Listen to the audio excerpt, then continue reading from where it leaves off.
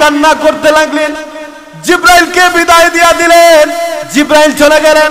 আল্লাহর নবী রাহমাতুল লিল আলামিন হাদিসের মধ্যে আছে নবীজি শুধু ফরজ সালাতের সালাম ফিরাইয়া নবীজি হুজরার ভিতরে চলে আসে। হুজরার কাছে আয়েশা আম্মা জান আয়েশাকে বলেন, আয়েশা তুমি দরজাটা বন্ধ করে দাও, খবরদার কেউ আসলে ডাক দিলে তুমি দরজা খুলে দিবা না। আম্মা জান আয়েশা দরজা বন্ধ করে দিলেন। সাহাবীদের সাথে কোনো কথা বলেন না। সাহাবায়ে কেরাম পেরেশান, কি হয়ে গেল নবীর, কি হয়ে গেল আমাদের সঙ্গে, নবীজি কেন কথা বলেন না? আমরা কি কেউ নবীকে অজান্তে কষ্ট দিয়ে ফেললাম নাকি নবীজিকে কোনো কাফের বেঈমান কটু কথা বইলা কষ্ট দিয়েছে? সাহাবায়ে কেরাম কান্নায় ভেঙে পড়লেন। কেউ খানা দানা সবাই ছেড়ে দিলেন। আল্লাহর নবী বেজার থাকবেন, সাহাবীরা বরদাস্ত করতে পারে না, ঠিক কিনা? আল্লাহর নবী সাল্লাল্লাহু আলাইহি ওয়াসাল্লামের চেহারায় আনোয়ার দেখলে পরের সাহাবীদের পেটের ক্ষুধা চলে যেত। সুবহানাল্লাহ, পেটের ক্ষুধা চলে যেত। হাদিসের মধ্যে আছে আল্লাহ রাসূল সাল্লাল্লাহু আলাইহি সাল্লাম কোথাও সফরের মধ্যে বের হইলে হযরতে ফাতেমার বাড়িতে একবার উইটা তারপরে যাইতেন। আবার আসার সময় হযরতে ফাতেমার সাথে সাক্ষাৎ করতেন। সুবহানাল্লাহ। ফাতেমার ঘরে আসলেন। আসার পরে আল্লাহর নবী বিশ্ব নবী রাহমাতুল লিল আলামিন ফাতেমার চেহারার দিকে তাকাইলেন। ফাতেমার চেহারাটা বড় মলিন, ফাতেমার চেহারা বড় মলিন, ফাতেমার চেহারা বড় মলিন। ফাতেমা উইটা দাঁড়াইতে পারেন না। ফাতেমা ডাক দিয়া বলেন, আব্বা জান, ইয়া রাসূলুল্লাহ, ওগো নবীজি, ওগো আমার প্রাণের আব্বা, এই যে দেখেন কয়েকদিন ধরে আমার চুলার মধ্যে আগুন ধরে না গো আব্বা। আল্লাহর হাবিব তার বেশ ফাতেমাকে সান্ত্বনা দেওয়ার জন্য ও মুসলমানের নবী বিশ্ব নবী রাহমাতুল লিল আলামিন জুব্বাটা একটু উপরে উঠাইলেন। ফাতেমা তাকায়া দেখেন আল্লাহর নবীর পেটের মধ্যে চারটা পাথর বাঁধা। চারখানা পাথর বাঁধা দেখে ফাতেমা চোখের পানি ছেড়ে দিয়েছে। চোখের পানি ছেড়ে দিয়া কান্না করে ফাতেমার অভিযোগটা সাথে সাথে ফাতেমার অভিযোগটা ডিলিট করে দিলেন। আর কোনো কথা বললেন না। ফাতেমা নীরব নিস্তব্ধ হয়ে গেলেন যে আমার বাবা দুজাহানের বাদশা, আমার বাবা হচ্ছে আল্লাহর পরে জান সম্মান মর্যাদা, সেই আব্বার পেটের মধ্যে চারটা পাথর বাঁধা। ও মা, এই যে তাকায়া দেখো, আমি নবী হইয়া আমার পেটের মধ্যে পাথর বাঁধা। আল্লাহর নবী সাল্লাল্লাহু আলাইহি সাল্লাম এবার ঘর থেকে বের হইলেন। ঘর থেকে বের হইয়া কোথাও কাজের সন্ধান করতেছেন, কোথাও কাজ পাওয়া যায় কিনা। আল্লাহর হাবিব সাল্লাল্লাহু আলাইহি সাল্লাম ঘর থেকে বেরিয়ে কাজের সন্ধান করতেছেন, কাজের তালাশ করতেছেন। হঠাৎ করে নবীজি তাকায় দেখলেন একজন ইহুদি কুয়া থেকে পানি উঠাইতেছে, কুয়া থেকে পানি উঠাইতেছে। নবীজি ডাক দিয়ে বললেন, ভাই ইহুদি রে, তোমার যদি কোনো কাজ থাকে আমাকে বলো, আমি তোমার কাজগুলো করে দিই।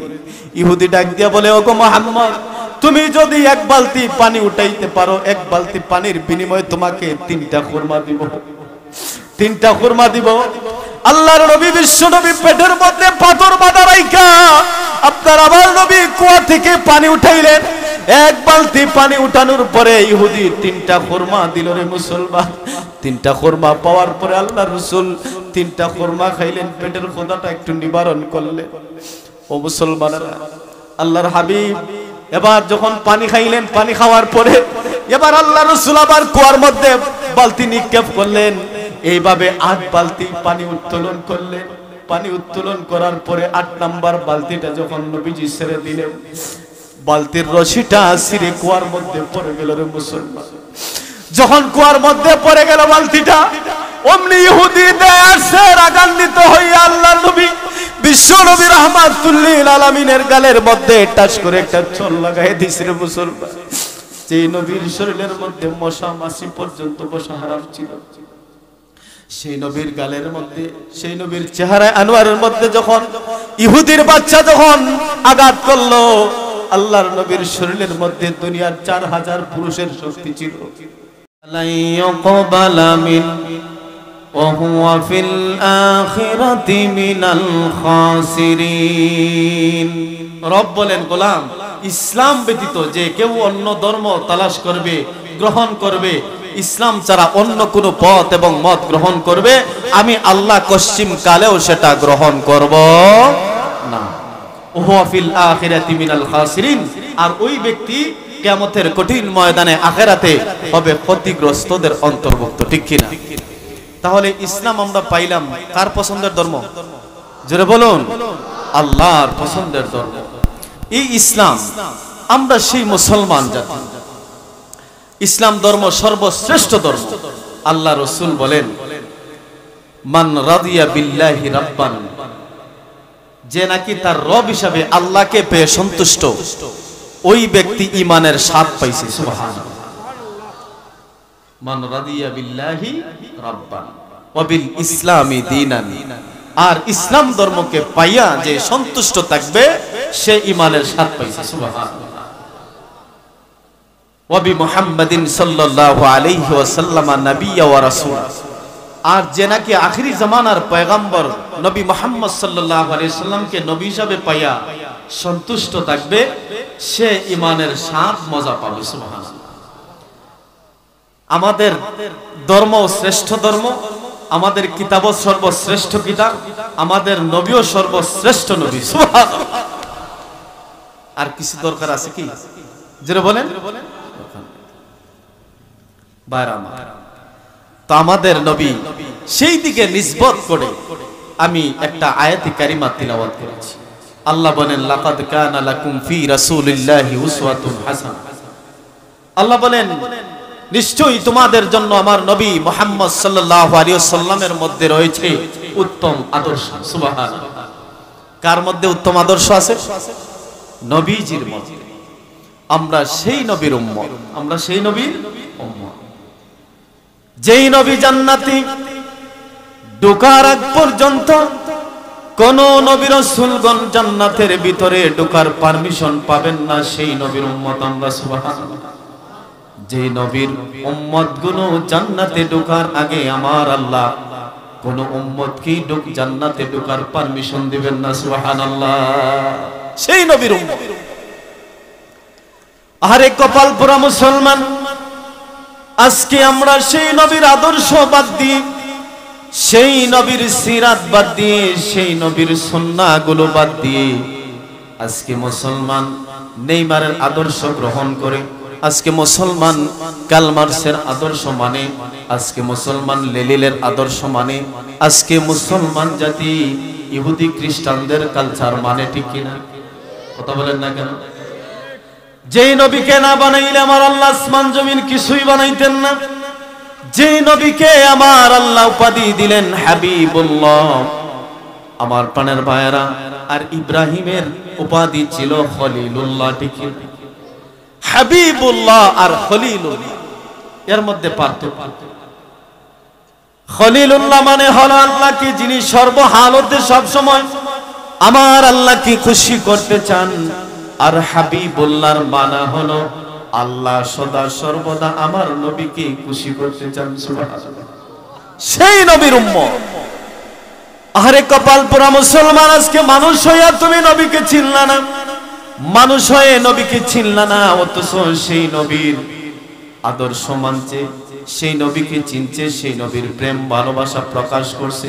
জড় পদার্থকে নিয়ে গাছপালা, তরুলতা, এমনকি পাথর পর্যন্ত আল্লাহর নবীকে চিনছে এবং মানছে। সুবহানাল্লাহ।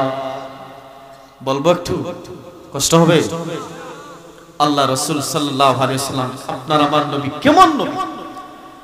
যেই নবী থুতু নিক্ষেপ করলে পরে লোনা পানিটা পর্যন্ত মেশকে আম্বরের চাইতে সুগ্রাণ হয়ে যায়, এমনকি মধুর চাইতেও মিষ্টি হয়ে যায়। সুবহানাল্লাহ।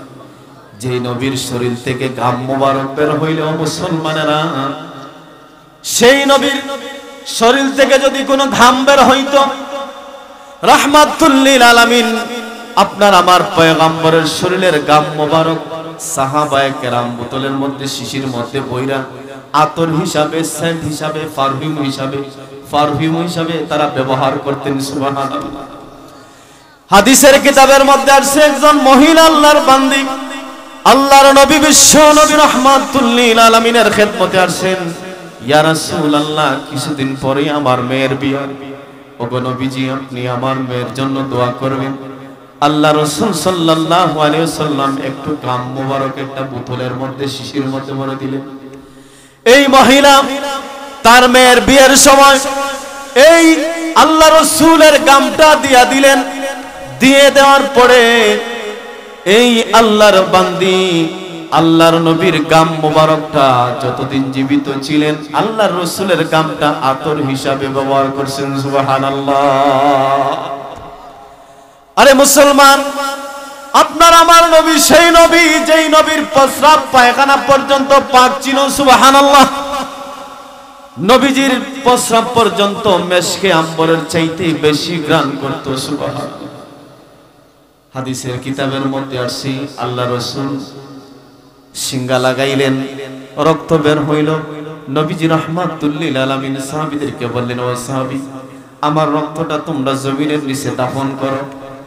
এই সাহাবী করলেন কি, রক্ত মাটির নিচে দাফন না করে আল্লাহর নবীর সাহাবী এই রক্তটা পান করে নিলেন। আল্লাহর হাবিব জিজ্ঞাসা করলেন, সাহাবী রক্ত কি সুন্দরভাবে দাফন করছো নাকি? বলে, হ্যাঁ ইয়া রাসূলুল্লাহ, এমন জায়গা দাফন করছি, এমন জায়গা দাফন করছি নবী গো, জিন্দেগিতে আপনার রক্ত কেউ পাবে না। সুবহানাল্লাহ। কোথায় দাফন করছো, কিভাবে করছো, কোথায়?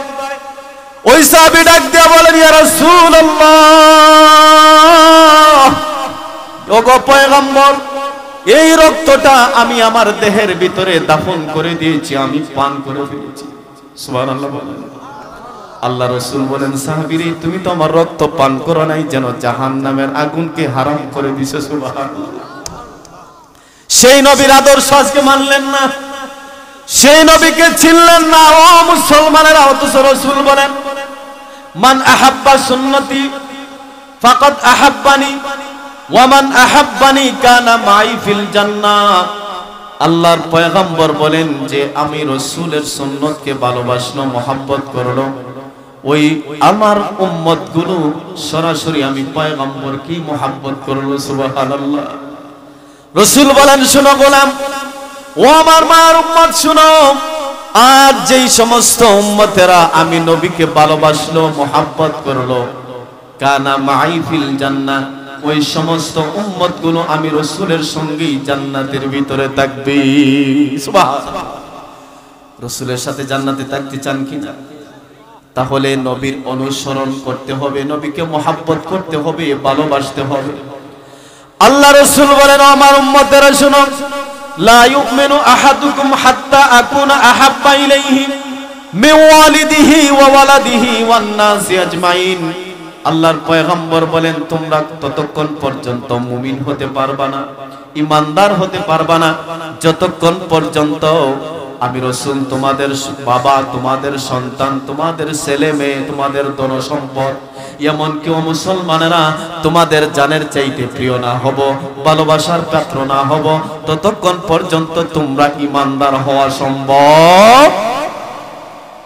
ও বন্ধুরা আমার, আপনার আমার নবী কেমন নবী, কেমন নবী, যেই নবীকে দেখলে পরে গাছপালা তরুলতা পাথর পর্যন্ত চিল্লায়া জবানটা ছেড়ে দিয়া নবীকে সালাম জানাইতো। সুবহানাল্লাহ।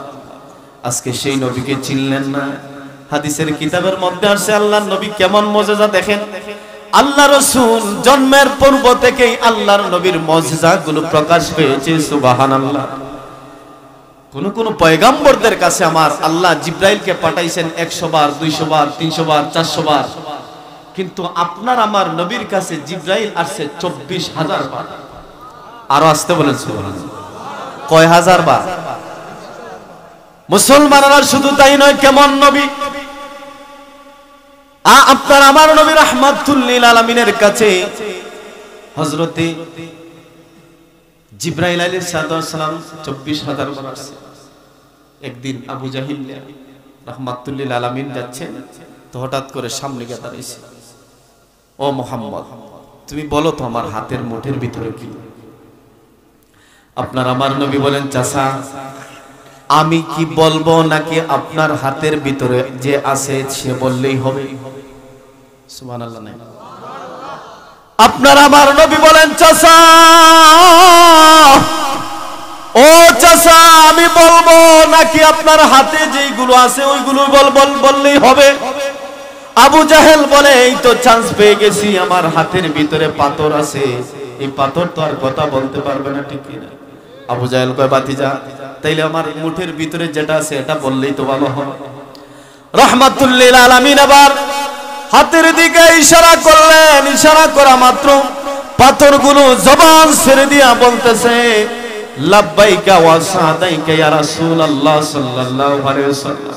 ও আল্লাহর পয়গম্বর, আমি সাক্ষ্য দিচ্ছি আপনি আখিরি জামানার পয়গম্বর, আপনার পরে আর কোন নবী রাসূলগণ আল্লাহর জমিনে আসবে না, ঠিক কিনা? যদিও এই বর্তমান জামানায় কাদিয়ানির বাচ্চারা, এই গোলাম আহমদ কাদিয়ানি, গোলাম শয়তান কাদিয়ানি, সে যদিও এই জামানার মধ্যে আইসা নবী দাবি করছে, সে একটা মৃত্যুক ভণ্ড, ঠিক কিনা? এই ভণ্ড নবীরা কোনদিন, নবীদের মৃত্যু কোনদিন খারাপ জায়গায় হয় না। আল্লাহ প্রমাণ করে দিলেন তুই নবী না, তুই শয়তানের দোসর, ঠিক কিনা? এই গোলাম আহমদ কাদিয়ানি শয়তানের ঘরে শয়তান, গু খাইতে খাইতে লেফটিনের ভিতরে মারা গেছে, ঠিক কিনা? আল্লাহ প্রমাণ করে দিলেন যে তুই নবী না, তুই শয়তানের দোসর। আমার ভাইরা, এই কাদিয়ানি সম্প্রদায় বাংলার জমিনে আছে না নাই? বড় আফসোস লাগে, বড় কষ্ট লাগে। তুমি আমি দাবি করি মুসলমান, অথচ আল্লাহর হাবিবের নবতের মধ্যে বাগ বসায় কাদিয়ানির দলেরা, ঠিক কিনা? ও মুসলমানেরা, কেমন নবীর উম্মত হইলাম? আজকে বাংলার জমিনে আল্লাহর নবীর খতমে নবুয়তটাই রক্ষা করার জন্য মুসলমান ঐক্যবদ্ধ হইতে পারে না, ঠিক কিনা? এই গোলাম শয়তান কাদিয়ানির দোসর জায়গায় জায়গায় আছে। তারা নাম পরিবর্তন করে হয় আমরা হচ্ছি আহমদি জামাত, আহমদিয়া জামাত, আহমদি মুসলমান, আহমদিয়া মুসলমান। এই ধরনের কোন কথা যদি কারো মুখের মধ্যে শুনেন তাহলে বুঝবেন ডালমে কুচকালা হে, এইটা হলো শয়তানের দোসর গোলাম আহমদ কাদিয়ানির অবৈধ শয়তান, ঠিক কিনা? এইগুলাকে জুতা পিটা করে এলাকার বাহিরে ফেলে দিবেন, কারণ এগুলো ক্যান্সার, এইগুলো মানুষের ঈমান দংশন করে, ঠিক কিনা? আমার প্রাণের ভাইরা, এই কাদিয়ানি সম্প্রদায় তোমরা থাকো বাংলার জমিনের, কোনো সমস্যা নাই, আমরা তোমাদেরকে বাধা দেই না, কিন্তু তোমরা মুসলমান পরিচয়ে বাংলার জমিনে থাকতে পারবে না, ঠিক কিনা? হিন্দুরা বাংলাদেশে থাকে, আমাদের কোনো সমস্যা নাই। খ্রিস্টানরা বাংলাদেশে থাকে, আমাদের কোনো সমস্যা নাই। বৌদ্ধরা থাকে, আমাদের কোনো সমস্যা নাই। তোমরাও থাকবা, আমাদের কোনো সমস্যা নাই, কিন্তু বুয়া মুসলমান পরিচয়ে থাকবা, এইটা বরদাস্ত করা যাবে না, ঠিক কিনা? আমার প্রাণের ভাইরা, 90% মুসলমানদের প্রাণের দাবি হলো এই বাংলাদেশের মধ্যে কাদিয়ানীদেরকে অমুসলিম ঘোষণা করা লাগবে, ঠিক কিনা মুসলমান? কাদিয়ানীদেরকে যারা বিশ্বাস করবে না, এরা কাফের, এরা নিজেরাও কাফের হয়ে যাবে। কথা বলেন না কেন? এদের সাথে বিবাহ দিবেন, উঠা বসা করবেন, লেনদেন করবেন, হ্যাঁ, আপনি আত্মীয়তা করবেন, তো আপনি নিজেও কাফের হয়ে যাবেন। আপনার যদি সন্দেহ থাকে এরা কাফের না, তাহলে আপনি কাফের, ঠিক কিনা?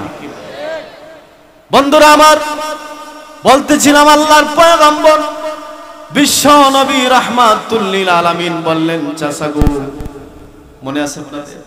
তো পাথর জবান ছেড়ে দিয়ে বলল, ওগো আল্লাহর পয়গম্বর, আপনি হচ্ছেন আখিরি জামানার পয়গম্বর মুহাম্মাদুর রাসূলুল্লাহ সাল্লাল্লাহু আলাইহি ওয়াসাল্লাম। শুধু কি তাই? আল্লাহ রাসূল সাল্লাল্লাহু আলাইহি ওয়াসাল্লাম হাঁটতেছেন রাস্তা দিয়ে, নবীর সাহাবীরা সাথে আছেন। আল্লাহর নবীর ইস্তেনজার হাজত হইছে। ইস্তেনজা বুঝেন আপনারা? কথা বলেন। ইস্তেনজা মানে প্রস্রাবের হাজত হইছে। আল্লাহ রাসূল সবচেয়ে লজ্জাশীল ছিলেন, সমস্ত পয়গম্বররা লজ্জাশীল ছিলেন। আমি আজকেও কিতাব মোতালা করে আসছি, সিরাত, কিতাবটা হলো আপনার সিরাতে খাতামুল আম্বিয়া। এই কিতাবটা মোতালা করলাম, দেখলাম আল্লাহ রাসূল সাল্লাল্লাহু আলাইহি ওয়াসাল্লাম যখন শিশুকাল, নবীজি যখন মা হালিমাতুস সাদিয়ার দুধ পান করেন, ওই সময় আল্লাহ রাসূল যখন খেলাধুলার মধ্যে যাইতেন, আল্লাহর পয়গম্বর শিশু নবী মুহাম্মদ সাল্লাল্লাহু আলাইহি ওয়াসাল্লাম খেলাধুলার মধ্যে যেতেন, তো ওনার বন্ধু বান্ধব খেলাধুলা করত। তো একটা খেলা ছিল আরবের মধ্যে, পাথর কাদের মধ্যে বহন করত, পাথর, বড় বড় পাথর, এটা প্রতিযোগিতা হইত। তো পাথর যেহেতু বহন করেন, বিশাল বিশাল পাথর কাদের মধ্যে নিয়ে, তো তারা কি করতেন, এইরকম ভাবে চাদর আপনার পরনের মধ্যে থাকতো, চাদরটা খুলে, বাচ্চারা দেখবেন হাফ প্যান্ট খুলে ফেলে, প্যান্ট খুলে ফেলে, ঠিক কিনা? ট্রাউজার থাকলে ট্রাউজার খুলে ফেলে। তো ওই বাচ্চাগুলো কি করতো, এইভাবে চাদরটা পরনের চাদর খুইলে এভাবে কাঁধের মধ্যে দিয়া এরপরে পাথর বহনের প্রতিযোগিতা করত। আল্লাহর নবী বলেন যে আমিও একদিন আমারও মনে চাইতো যে আমি চাদরটা খুলে কাঁধের মধ্যে দিয়া দেই। যেই মুহূর্তে আমি খোলার চেষ্টা করতাম অমনি অদৃশ্যভাবে আমাকে ঘুষি মারত। সুবহানাল্লাহ। অদৃশ্য থেকে আমাকে ঘুষি মারা হতো আর আওয়াজ দেয়া হতো, এই মুহাম্মদ সাল্লাল্লাহু আলাইহি সাল্লাম, তুমি ওই সমস্ত স্বাভাবিক ছেলেগুলোর মতো নয়, তোমার দাম তোমার সম্মান আল্লাহর আরশের চাইতেও বেশি। তো নবী বলেন সাথে সাথে আমি টাইট করে বেঁধে নিতাম। সুবহানাল্লাহ। তো নবীজি সবচেয়ে লজ্জাশীল ছিলেন। আল্লাহ রাসূলের ইস্তেনজার হাজত হইছে, নবী বলেন, তো হাদিসের কিতাবের মধ্যে আসছে আল্লাহর নবীর ইস্তেনজার হাজত হইলে পরে রাসূল একদম জঙ্গলের ভিতরে চলে যেতেন। সুবহানাল্লাহ। আর আমরা তো অনেক বেহায়া আছে, মানুষের রাস্তাঘাটের মধ্যে প্রস্রাব করে তুই দেয়, পায়খানা করে তুই দেয়, আসে না? না, কথা বলেন না? নাই মনে হয়। আপনি রাস্তা দিয়ে হাঁটবেন, এই যে মাটির রাস্তা দিয়ে হাঁটলাম, অনেক জায়গায় দেখবেন দুর্গন্ধ ঠেলায় টিকা যায় না, ঠিক কিনা? রাস্তার মধ্যে মানুষের জনসম্মুখে প্রস্রাব করে, এইগুলোর মতো বেহায়া নির্লজ্জ আর কেউ নাই, ঠিক কিনা? এর মধ্যে দাঁড়ায় দাঁড়ায় প্রস্রাব করে, আসে না? নাই। আল্লাহর হাবিব বলেন, ও আমার সাহাবীরা শোনো, আমি পয়গম্বরের ইস্তেনজার হাজত হয়েছে, আমি ইস্তেনজা করব। সাহাবীরা বলেন, ইয়া রাসূলুল্লাহ, এখানে তো মরুভূমি, এখানে কোনো বাগ বাগিচা নাই, বাগান নাই, আপনি কোথায় ইস্তেনজা করবেন নবী আমার? সাহাবীরা বললেন, ইয়া রাসূলুল্লাহ, আমরা যেহেতু কাফেলা আছি, প্রত্যেকজন সাহাবী আপনাকে চতুর্দিকে দাঁড়ায় দাঁড়ায় বেষ্টনী দিয়া দেই, একটা বেড়া দিয়া দেই। ইয়া রাসূলুল্লাহ, আপনি মধ্যখানে ইস্তেনজা করেন। আল্লাহর পয়গম্বর বলেন, না না, ও আমার সাহাবীরা, এটা হতে পারে না। ওই যে দূরে একটা গাছ দেখতেছো, ওই গাছের কাছে গিয়া বলবা আমি নবী বলেছি ওই গাছটাকে আসার জন্য। সুবহানাল্লাহ। সাহাবী বলেন, আল্লাহর কসম, আল্লাহর শপথ করে বলি, আমি যখন গাছের কাছে গিয়া বললাম ও গাছ, আল্লাহর পয়গম্বর বলেছেন তোমাকে যাওয়ার জন্য, আল্লাহর কসম, আল্লাহর কসম, আমি বলতে দেরি, সাথে সাথে মাটিটা ফাইরা গাছটা পয়গম্বরের সামনে আসতে দেরি হয় নাই। সুবহানাল্লাহ। রাহমাতুল লিল আলামিনের সামনে যখন গাছ আসলো, ওই গাছটা আসার পর আল্লাহর পয়গম্বর গাছের আড়ালে গিয়ে ইস্তেনজা করলেন। ইস্তেনজা করার পর আল্লাহর পয়গম্বর বললেন, গাছ তুমি তোমার জায়গায় চলে যাও, জায়গায় চলে যাও, ইশারা করলেন। সাথে সাথে গাছটা আবার জায়গায় চলে গেছে। সুবহানাল্লাহ। যেই নবীকে গাছ চিনছে, যেই নবীকে উট চিনছে, যেই নবীকে গাদা চিনল, আপনি আমি মানুষ হইয়া নবীকে চিনি না, নবীর আদর্শ মানলাম না, গাদা ভালো না আপনি আমি ভালো? কথা বলেন। আজকে আপনি আমি গাদার চাইতেও অদম হয়ে গেছি, গাদার চাইতেও অদম। সুদ খাওয়া কি নবীর আদর্শে আছে? ঘুষ খাওয়া মনে আছে? মিথ্যা কথা আছে?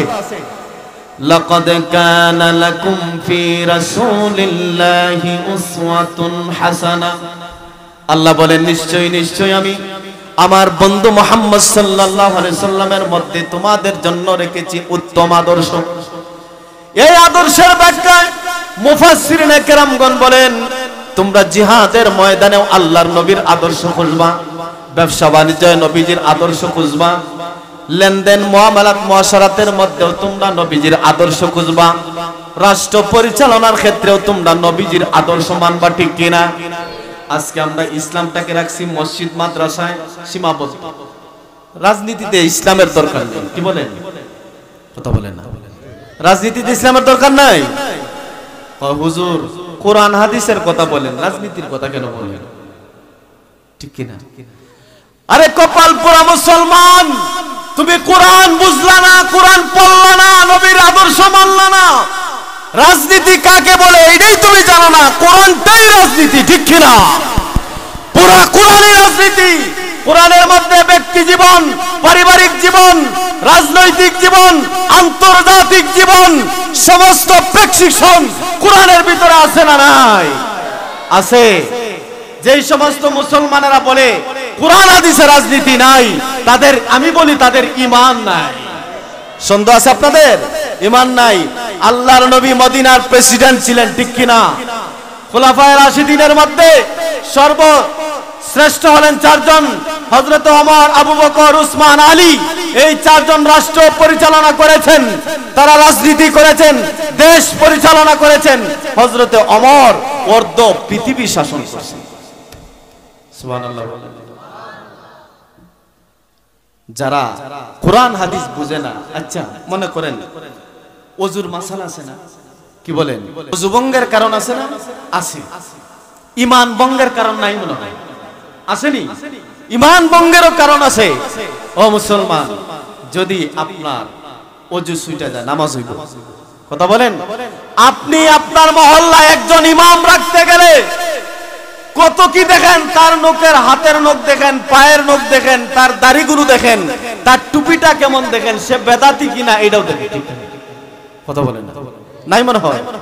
তার পোশাকটা কেমন এগুলো দেখে, তার দাঁতগুলো কেমন, হাঁটা চলা কেমন। ইমামরে কি কেউ বিয়া করবে? এরপরেও কয় ইমাম সব বেহা বেহা কথা কয় না।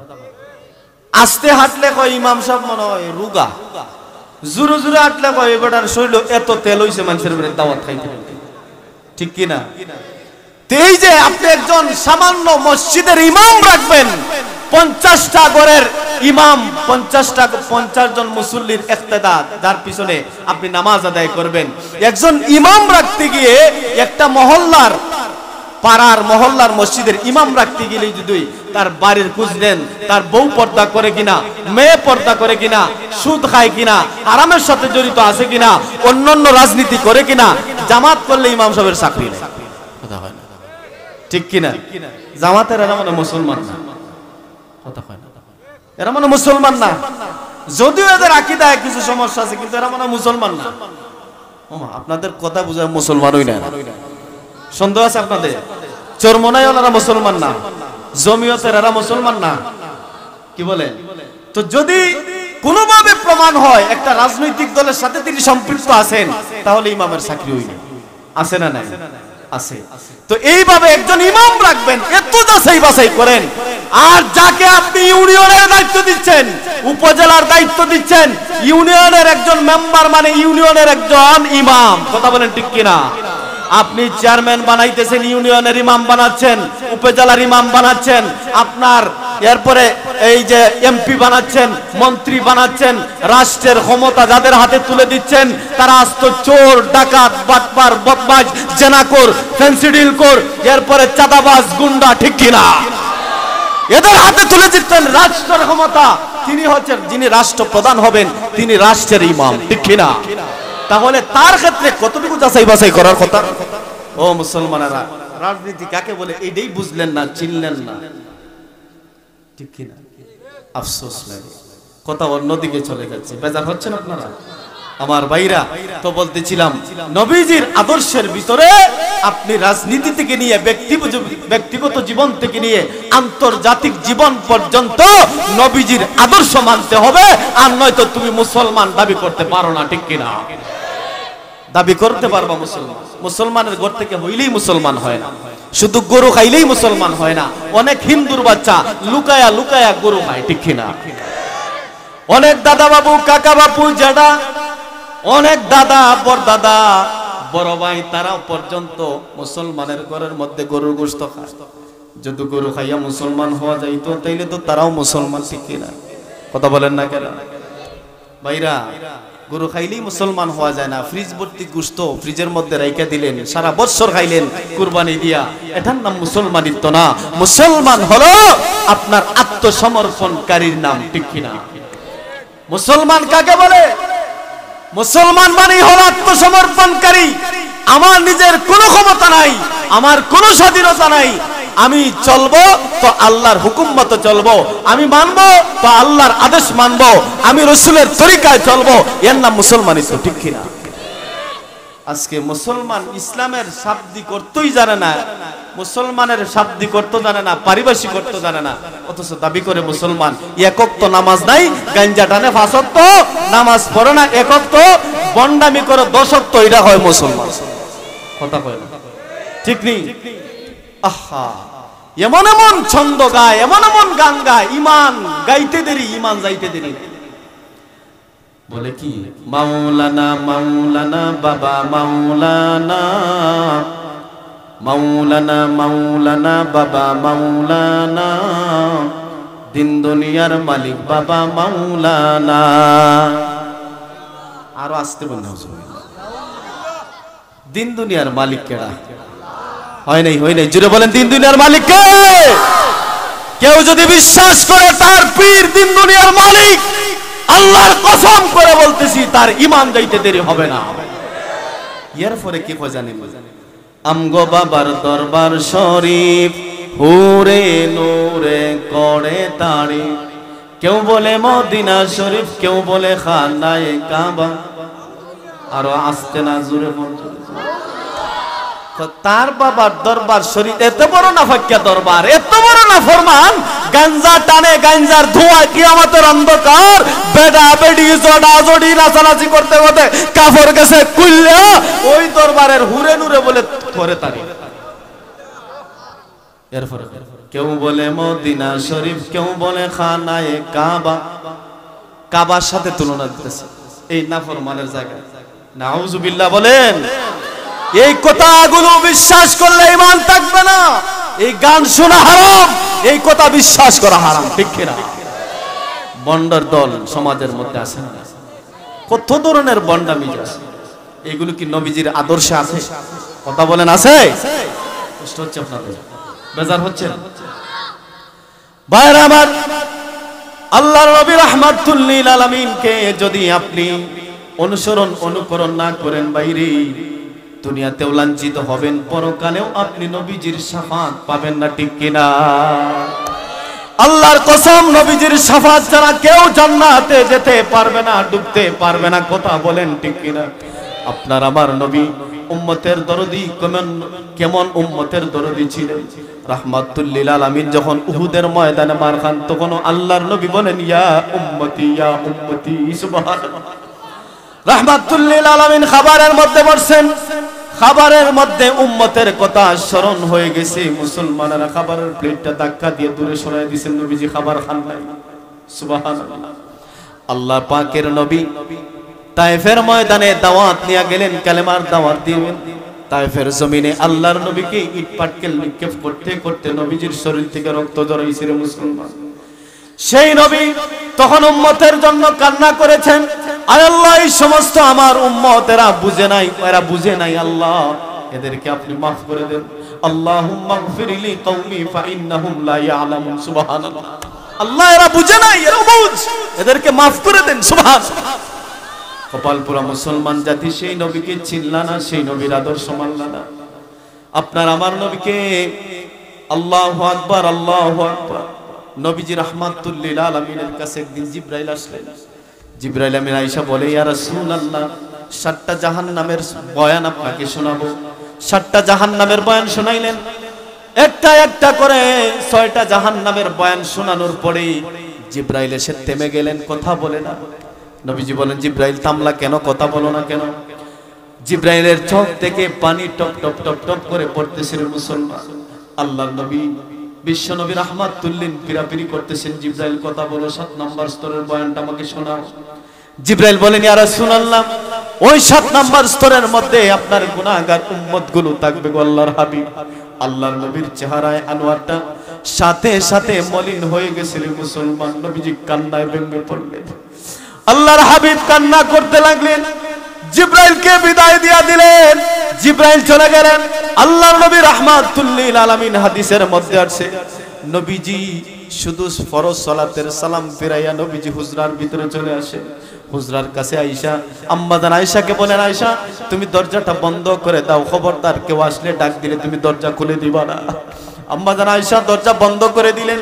সাহাবীদের সাথে কোনো কথা বলেন না। সাহাবায়ে কেরাম পেরেশান, কি হয়ে গেল নবীর, কি হয়ে গেল আমাদের সঙ্গে, নবীজি কেন কথা বলেন না? আমরা কি কেউ নবীকে অজান্তে কষ্ট দিয়ে ফেললাম নাকি? নাকি নবীজিকে কোনো কাফের বেঈমান কটু কথা বইলা কষ্ট দিয়েছে? সাহাবায়ে কেরাম কান্নায় ভেঙে পড়লেন, কেউ খানা দানা সবাই ছেড়ে দিলেন। আল্লাহর নবী বেজার থাকবেন, সাহাবীরা বরদাস্ত করতে পারে না, ঠিক কিনা? আল্লাহর নবী সাল্লাল্লাহু আলাইহি সাল্লামের চেহারায় আনোয়ার দেখলে পরে সাহাবীদের পেটের ক্ষুধা চলে যেত। সুবহানাল্লাহ, পেটের ক্ষুধা চলে যেত।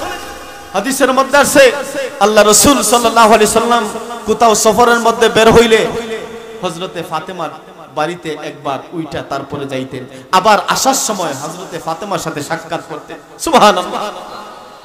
ফাতেমার ঘরে আসলেন, আসার পরে আল্লাহর নবী বিশ্ব নবী রাহমাতুল লিল আলামিন ফাতেমার চেহারার দিকে তাকাইলেন। ফাতেমার চেহারাটা বড় মলিন, ফাতেমার চেহারা বড় মলিন, ফাতেমার চেহারা বড় মলিন।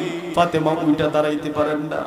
ফাতেমা ডাক দিয়া বলেন, আব্বা জান, ইয়া রাসূলুল্লাহ, ওগো নবীজি, ওগো আমার প্রাণের আব্বা, এই যে দেখেন কয়েকদিন ধরে আমার চুলার মধ্যে আগুন ধরে না গো আব্বা। আল্লাহর হাবিব তার বেশ ফাতেমাকে সান্ত্বনা দেওয়ার জন্য ও মুসলমানের নবী বিশ্ব নবী রাহমাতুল লিল আলামিন জুব্বাটা একটু উপরে উঠাইলেন। ফাতেমা তাকায়া দেখেন আল্লাহর নবীর পেটের মধ্যে 4টা পাথর বাঁধা।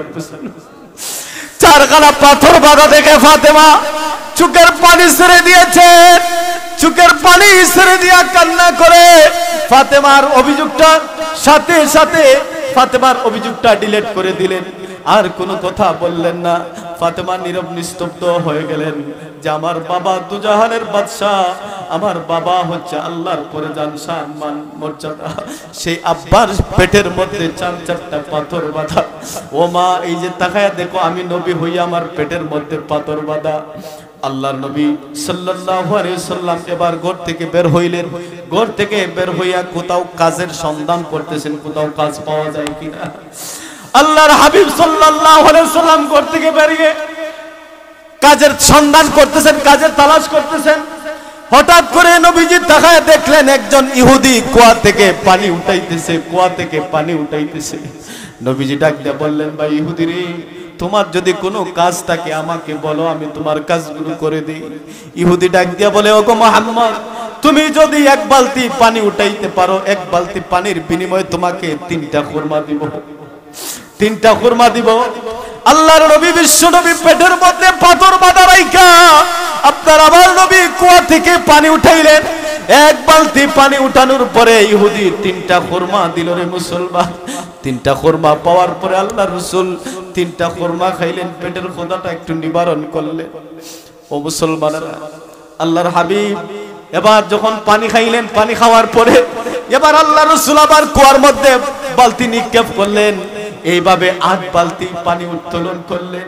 পানি উত্তোলন করার পরে 8 নাম্বার বালতিটা যখন নবীজি ছেড়ে দিলেন, বালতির রশিটা ছিঁড়ে কুয়ার মধ্যে পড়ে গেল। রে মুসলমান, যখন কুয়ার মধ্যে পড়ে গেল বালতিটা, অমনি ইহুদি দেশে রাগান্বিত হইয়া আল্লাহর নবী বিশ্ব নবী রাহমাতুল লিল আলামিনের গালের মধ্যে টাচ করে একটা ছল লাগাই দিয়েছে। রে মুসলমান, যে নবীর শরীরের মধ্যে মশা মাছি পর্যন্ত বসা হারাম ছিল, সেই নবীর গালের মধ্যে, সেই নবীর চেহারায় আনোয়ারের মধ্যে যখন ইহুদির বাচ্চা যখন আঘাত করলো, আল্লাহর নবীর শরীরের মধ্যে দুনিয়ার 4000 পুরুষের শক্তি ছিল। সুবহানাল্লাহ বললেন না? 4000 নওজোয়ানের শক্তি ছিল আল্লাহর রাসূলের শরীরের মধ্যে। নবীজি ইচ্ছা করলে ইহুদিকে মারতে পারতেন, আঘাত করতে পারতেন, এরপরে নবীজি আঘাত করেন নাই, পাল্টা আক্রমণ করেন নাই। ও মুসলমানেরা, এইটাই আমি বুঝাইতে যাচ্ছি, আপনার আমার নবী কেমন নবী, কেন আপনি নবীজির আদর্শ মানবেন না, কেন নবীজির আদর্শ ফলো করবেন না, কেন আপনি নবীজির কথা মানবেন না, কেন নবীর সুন্নাত মানবেন না। হাদিসের কিতাবের মধ্যে আসছে, একজন ইহুদি নবীজির মেহমান হইল, রাতে খাবার নবীজি খাওয়াইলেন। খাওয়ানোর পরে ইহুদিটা শয়তান প্রকৃতি ছিল, ইচ্ছে করে সে একাই 3 জনের খাবার খাইলো। খাইয়া রাতে নবীজি বিছানা করে দিলেন। আল্লাহর পয়গম্বরের বিছানার মধ্যে পায়খানা করে দিছে, যাইনা পায়খানা করে দিল। পায়খানা করার পর সে মনে মনে ভাবলো, আরে মুহাম্মদ যদি দেখে সকালবেলা আমি তার বিছানা নষ্ট করে দিয়েছি, তাহলে ওমর আছে, আবু বকর আছে, উসমান আছে, আলী আছে, আমার অবস্থা শেষ করে দিবে। এবার সে ভয়ে পলাইতে লাগলো। আল্লাহু আকবার। আল্লাহর নবী ফজরের সালাতের আগে উঠা দেখেন ইহুদির বিছানা একবারে নষ্ট করে দিছে। নবীজি আক্ষেপ করতে লাগলেন, আফসোস করতে লাগলেন, আহারে আমার মেহমানের না জানি কত কষ্ট হইছে। সুবহানাল্লাহ। আপনার আমার নবী টেনশনে ভুগতে লাগলেন, আর বিছানাকে নবীজি আটো সাটো করলেন, দলা করলেন, একত্রিত কইরা নবীজি নিজের হাতে এই ইহুদির ময়লাগুলো পরিষ্কার করতে লাগলেন। সাহাবায়ে কেরাম ডাক দিয়া বলেন, ইয়া রাসূলুল্লাহ, আমাদেরকে দেন, আমরা পরিষ্কার করে দিই। নবীজি বলেন না না না, এই মেহমান তো আমার মেহমান, তোমাদের মেহমান না, সুতরাং দায়িত্ব হলো আমি পরিষ্কার করব। সুবহানাল্লাহ। এই ইহুদি ভুলক্রমে তার একটা শখের তরবারি ফালায় চলে গেছে। এবার যখন রাস্তার মধ্যে গিয়ে মনে হয়ে গেল আমার তরবারি তুই আসছি, শখের তরবারির কারণে সে আবার রিস্ক নিয়ে আবার আল্লাহর পয়গম্বরের কাছে আসলো। আয়েশা দেখে আপনার আমার নবী দুজাহানের বাদশা নবীজি নবুয়তের হাত দিয়া তার ময়লাগুলো নবীজি নিজ হাতে দৌত করতেছে। সুবহানাল্লাহ।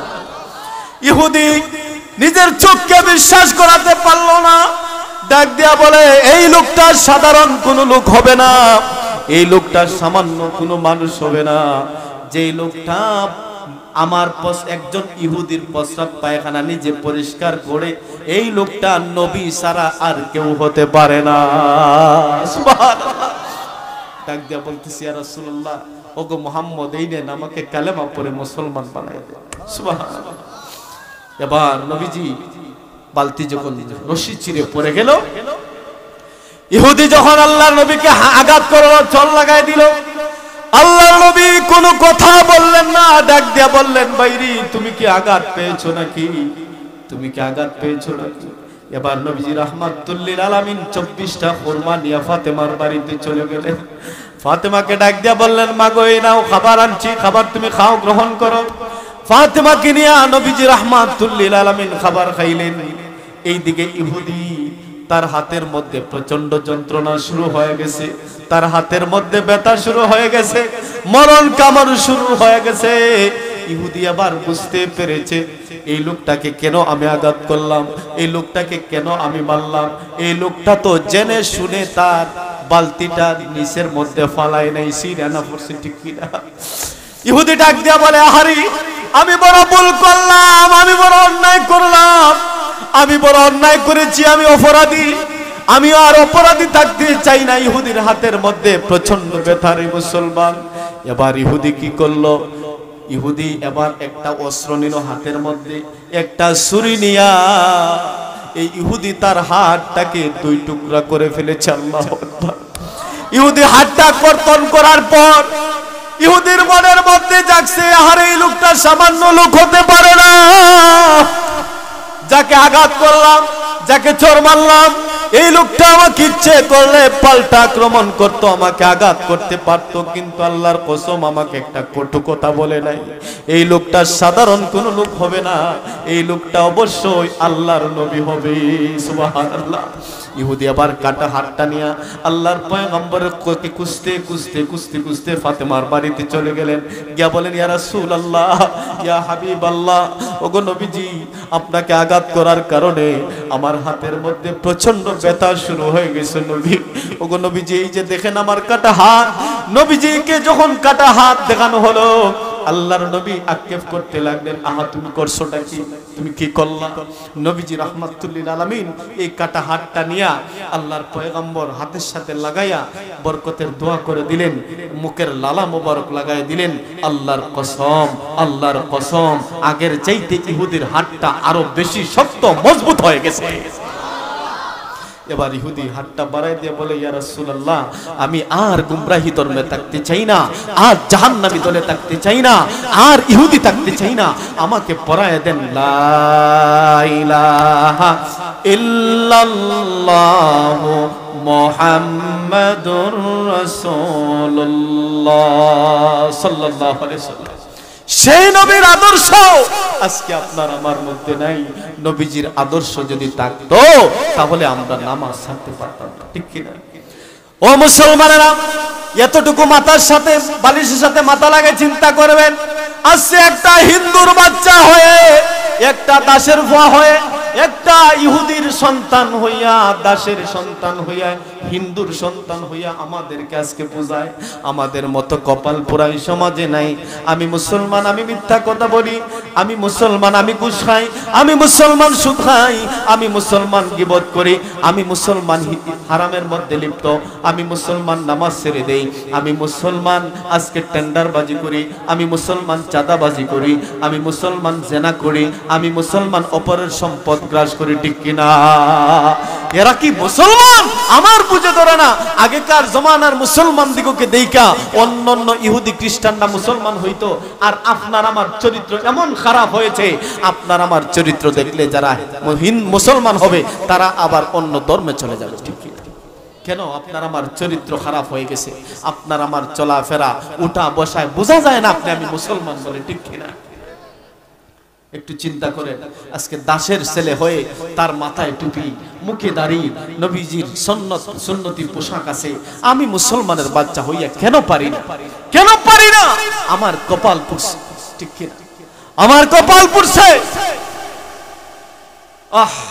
আর কবে বুঝবেন আপনারা ও মুসলমানেরা?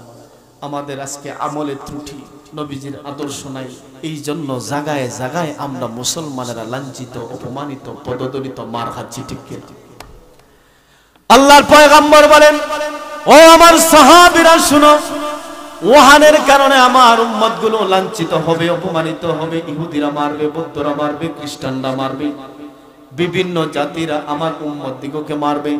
সাহাবীরা প্রশ্ন ছুড়ে দিলেন, ইয়া রাসূলুল্লাহ, মাল ওয়াহন, ইয়া রাসূলুল্লাহ, ওগো আল্লাহর পয়গম্বর, ওয়াহানটা কি জিনিস? আল্লাহর পয়গম্বর বলেন, দুইটা জিনিস, একটা হলো হুব্বুদ দুনিয়া ওয়া কারাহিয়াতুল মাউত। এক নাম্বার হলো আমার উম্মতেরা যখন দুনিয়াকে পিছনে ফালায়া, আখিরাতকে পিছনে ফালায়া দুনিয়াকে সামনে আনবে, আখিরাতকে পিছনে রাইখা দুনিয়াকে বড় মনে করবে, সুদ খাক আর ঘুষ খাক, মদ খাক আর যাই খাক, মনে করবে খালি সম্পদ আর সম্পদ, ঠিক কিনা? খালি সম্পদ আর সম্পদ, হালাল হারাম তোয়াক্কা করবে না, সম্পদ কামায়ের ধান্দায় লেগে যাবে, বিল্ডিং এর প্রতিযোগিতা করবে, সুদের দিকে প্রতিযোগিতা করবে, হারামের দিকে প্রতিযোগিতা করবে। আমার উম্মতগুলো যখন দুনিয়াকে বড় মনে করবে, আখিরাতকে পিছনে ফেলাবে, দুনিয়ার মহাব্বত ভালোবাসা যখন তাদের অন্তরে ঢুকবে, তখন আমার উম্মতগুলো সংখ্যায় বেশি হইলেও আমার উম্মতেরা ইহুদির হাতে, খ্রিস্টানের হাতে, বৌদ্ধদের হাতে, বিভিন্ন জাতির হাতে মার খাবে, ঠিক কিনা? ওয়া কারাহিয়াতুল মাউত। আর যখন সে মরণকে ডরাইবে, মৃত্যুকে ভয় করবে, মরণকে ভয় করবে, যখন মনে করবে হারে, অথচ আল্লাহর পয়গম্বর বলেন, তুহফাতুল মুমিনিল মাউত। সুবহানাল্লাহ, রাসূল বলেন, তুহফাতুল মুমিনিল মাউত, মৃত্যু হচ্ছে মুমিনের জন্য উপহার। সুবহানাল্লাহ, মৃত্যু কি মুমিনের জন্য উপহার। উপহার কি মানুষ ভয় করে নাকি স্বাচ্ছন্দ্যে মনের আগ্রহে গ্রহণ করে? কথা বলেন। অথচ সেই মরণকে আপনি আমি ভয় পাই, সেই মরণকে ভয় পাই। ও মুসলমানেরা, এই মুসলমানের জমিন, এটা বাংলার জমিন, শাহজালালের জমিন, শাহ মাখদুমের জমিন, ইয়ামিনীর জমিন, ও মুসলমানের শাইখে কাতিয়ার জমিন, গহরপুরি রহমতুল্লাহর জমিন। এই জমিনের মধ্যে অসংখ্য উলামায়ে কেরাম, আল্লাহর ওলিরা শুয়ে আছেন, ঠিক কিনা? এই বাংলার জমিনে, এই বাংলার জমিন কোন নাস্তিকের জমিন নয়, এই বাংলার জমিন কোন দালালের জমিন নয়, এই বাংলার জমিন মুদিদের জমিন নয়, এই বাংলার জমিন ডোনাল্ড ট্রাম্পের জমিন নয়, এই বাংলার জমিন তাওহীদি মুসলমানদের জমিন, ঠিক কিনা? এই দেশের মধ্যে ষড়যন্ত্র করবা, ইসলামকে মিটানোর জন্য ষড়যন্ত্র করবা, কোরআন হাদিসের কথাকে ওপেনলি ভাবে বলতে দিবা না, বাধা দিবা, জুতা পিটা করে ভারতের মধ্যে পাঠাই দিব, ঠিক কিনা? আমার মুসলমান ভাইরা, রাসূল বলেন, এই দুই কারণ যখন দেখা দিবে আমার উম্মত মার খাবে। এবার অ্যানালাইসিস করেন, গবেষণা করেন, এই দুইটা কারণ আপনার আমার মধ্যে বেশি না কম? জোরে বলেন বাবা, বেশি না কম? এই দুইটা জিনিস ছাড়তে হবে। দুনিয়ার মায়া অন্তর থেকে বের করতে হবে, আর কি মৃত্যুর ভয় অন্তর থেকে বের করতে হবে। আরে সাহাবায়ে কেরাম মরণের জন্য প্রতিযোগিতা করতেন, আল্লাহ রাস্তায় জীবন দেওয়ার জন্য প্রতিযোগিতা করতেন। হাদিসের মধ্যে আসছে, আল্লাহু আকবার, হেকায়েতে সাহাবার মধ্যে আসছে, আমর ইবনে জামুহ রাদিয়াল্লাহু তাআলা খুরাফা বিশিষ্ট ছিলেন, ন্যাংরা ছিলেন। তো তার চারটা সন্তান জিহাদের ময়দানে যাবে, প্রস্তুতি নিচ্ছে। আল্লাহু আকবার। বিবিও কেমন বিবি, বিবি ডাক দেয়া বলেন, আমর ইবনে জামুহ ডাক দেয়া বলেন, আমিও আমার মনে চায় জিহাদের ময়দানে যাব, আল্লাহর রাস্তায় শহীদ হব, আল্লাহর জন্য আমার জানটা কুরবান করে দিব। সুবহানাল্লাহ। বিবি একটু গোসা মারল, ও আমি তো দেখতেছি আপনি জিহাদের ময়দান থেকে বাইক আইতেছেন, ফলাই আইতেছেন, একটু সেট তুলে দিছে। কি তুলে দিছে? জোরে বলেন। সেট বুঝেননি? একটু রাগ আসছে শরীরে, দেখি আমি ফলাই আইতেছি তাইলে দেখাইয়া দেব। সুবহানাল্লাহ। আমর ইবনে জামু বললেন, ঠিক আছে প্রাণের বিবি, আমিও দেখাইয়া দিব। জিহাদের ময়দানে গিয়ে আমিও আমার ইমানি স্পৃহা, আমার মরণের আকাঙ্ক্ষা, মরণের তামান্না আমি দেখাই দিব। আল্লাহু আকবার। জিহাদের ময়দানে গেলেন, যুদ্ধ করতে করতে কাফেরদেরকে কসু কাটা করে নিজেও শহীদ হয়ে গেছে। সুবহানাল্লাহ। আমর ইবনে জামু একটা দোয়া করছে, আল্লাহ আমাকে আর বাড়ির মধ্যে ফিরে আইনো না। সুবহানাল্লাহ। এবার আমর ইবনে জামুর লাশটা উটের উপরে উঠায় বাড়ির দিকে আনার জন্য, কিন্তু বাড়ির দিকে তো উট আসে না, উট সাথে সাথে বসে যায়। সুবহানাল্লাহ। শতবার চেষ্টা করা হলো কিন্তু উটকে আনা যায় না, লাশ আনা সম্ভব নয়। আল্লাহ নবীকে সংবাদ দেওয়া হলো। নবীজি বললেন, আমার সাহাবী কি ঘর থেকে বের হওয়ার সময় কোনো দোয়া করছিল কি, যে ইয়া রাসূলুল্লাহ এই দোয়া করেছিল, আল্লাহ আমাকে আর ফেরত আইনো না। সুবহানাল্লাহ।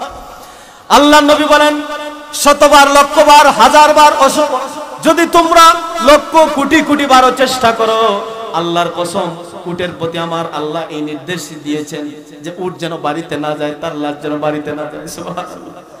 এইখানেই তাকে দাফন করে দাও। সুবহানাল্লাহ। তাহলে তারা মরণের জন্য প্রতিযোগিতা করছেন, মাল আল্লাহর রাস্তায় দেওয়ার জন্য প্রতিযোগিতা করতেছেন। আল্লাহর কসম ও মুসলমান, এই যে আমাকে দেখতেছেন, আমার বাপ দাদার সম্পদ ছিল, গাড়ি বাড়ি সব ছিল, মর্যাদাও ছিল, সবই ছিল, কিন্তু ঈমান ছিল না। কি ছিল না? ঈমান ছিল না। আল্লাহর শপথ করে বলি, ওয়াল্লাহি বিল্লাহি তাল্লাহি, শুনেন, আপনার যে সম্পদ আছে, গাড়ি আছে, বাড়ি আছে, মেইল আছে, কারখানা আছে, আপনার সুইস ব্যাংকে টাকা আছে, আপনাকে দেখলে পরে মানুষ চেয়ারটা আগে দেয়, কিন্তু আপনার মধ্যে ঈমান নাই। আল্লাহর কসম আপনার চাইতে কুকুর ভালো। আর আসতে বলেন। কিন্তু মুসলমানেরা, আপনার সম্পদ নাই, টাকা নাই, ঘর নাই, বাড়ি নাই, লোকে দেখলে পরে আপনাকে আগে চেয়ারটা দেয় না, ঘৃণা করে, ঘৃণার নজরে দেখে। আপনার চেহারা ভালো না, উস্কো কুস্কো চুল, পিস কাটিং ভালো না, এরপরে আপনার কাপড়টা ময়লা, জীর্ণ শীর্ণ পোশাক। আল্লাহর কসম কেটে বলি, যদি আপনার ভিতরে ঈমান থাকে, আল্লাহর কসম, আল্লাহর কসম, এই দুনিয়ার সমস্ত ইহুদি খ্রিস্টান থেকে আপনি সর্বোত্তম মানুষ। সুবহানাল্লাহ। আপনার দাম কেমন? আল্লাহর আরশে আজিমের চাইতেও বেশি দাম আপনার। সুবহানাল্লাহ। একজন মুমিন মানদার কেমন দাম, কেমন দাম, আল্লাহ পাকের আরশে আজিমের চাইতেও বেশি দাম। ও মুসলমান, শুধু ঈমানটাই ছিল না, তাহলে আমার কোনো মূল্য ছিল, আমার কোনো দাম ছিল? আল্লাহর কসম, একটা সেজদার ভিতরে আল্লাহ এত মজা লাগাই দিছে, দুনিয়ার বাদশাহ যদি বানায়, এই সম্মান, এই মজা আমি পাবো না। সুবহানাল্লাহ। মুসলমান ভাইরা, আপনার একটু হাতটা জাগান তো। লিল্লাহি তাকবীর। ভাই, আল্লাহর শপথ করে বলি, আমি যখন হিন্দু থাকতাম, হিন্দু অবস্থায় আল্লাহর ঘর মসজিদ দেখলে পরে কান্না করতাম, মালিক তোমার কুদরতি পায়ে সেজদা দেওয়ার তৌফিক দাও। আল্লাহ মসজিদে ঢুইকা, আল্লাহ মসজিদে ঢুইকা তুমি তোমার কুদরতি পায়ে সেজদা দেওয়ার একটু তৌফিক দাও, কান্না করতাম। আর আজকে মুসলমানের বাচ্চা নামাজ পড়ে না, আমার বুঝে ধরে না। আরে মুসলমান, তুমি নামাজ পড়লা না, আল্লাহর হুকুম মানলা না, নামাজ পড়ো না। আজকে মুসলমান নামাজ না পড়া মসজিদে আজান হয়, আর মুসলমানের বাচ্চা মসজিদের সামনে দিয়ে দৌড়ায়। হ্যাঁ, শয়তান না আজান শুনলে দৌড়ায়, আপনি দৌড়াবেন কেন? আপনি তো মুসলমান, আপনি তো ইমানদার, আপনি তো দৌড়ানোর কথা না। আজান শুনলে পরে দৌড়ায় শয়তান, ঠিক কিনা? আপনি দৌড়ান কেন? আপনি কি শয়তান? বড় আফসোস লাগে। অথচ নবী বলেন, যে নাকি নামাজ পড়লো না, যে নামাজ ছেড়ে দিল, তার তো ঈমানই থাকলো না, ঠিক কিনা? বাইনাল আবদে ওয়া বাইনাল কুফরি তারকুস সালাত। বান্দা এবং কুফরের মধ্যে পার্থক্যই তো নামাজ। হিন্দু নামাজ পড়ে না, আপনিও নামাজ পড়লেন না, আপনার মধ্যে, হিন্দুর মধ্যে কোনো পার্থক্য নেই। কষ্ট পাচ্ছেন আপনারা? আল্লাহর কসম কেটে বলি বাবার, আপনাদেরকে কষ্ট দেওয়া আমার উদ্দেশ্য নয়। আমরা 6 ভাই 3 বোন ছিলাম, ওইখান থেকে আল্লাহ যাচাই বাছাই করে আমাকে ইসলামের মতো দৌলত দান করেছেন। ইসলাম গ্রহণ করে টক্সি মনে করেন? টক্সি টকি নাই।